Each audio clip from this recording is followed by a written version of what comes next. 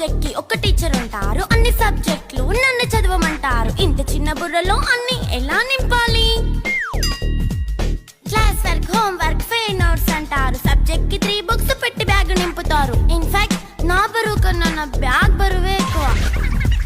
క్వశ్చన్లు, ఆన్సర్లు, సర్ప్రైజ్ టెస్టులు అన్ని దాటుకొని మళ్ళీ స్కూల్ వ్యాన్ ఎక్కేసి అమ్మయ్య ఇక ఇంటికి వచ్చేసామనుకుంటే మార్క్స్ తక్కువ వస్తే చెయ్యాలి అసైన్మెంట్. రిపోర్ట్ కార్డ్ చూపిస్తే ఇంట్లో ఉన్న పనిష్మెంట్. హోమ్ వర్క్ చేయమంటూ మమ్మీ చంపుతుంటుంది. ట్యూషన్ టైం అయిందని డాడీ తరుముతుంటాడు. డాన్స్ క్లాస్ కి వెళ్ళమని తాతయ్య తిడతాడు. స్నాక్స్ తిని వెళ్ళమని నాన్నమ్మ ఆపుతుంది. ఇక అన్నీ అయిపోయాక కాసేపు టీవీ చూద్దామంటే మమ్మీ ఎంట్రీ ఇచ్చింది. బెడ్ యొక్క మంది చిన్న నాప్ తీసేలోపు తెల్లారిపోయింది.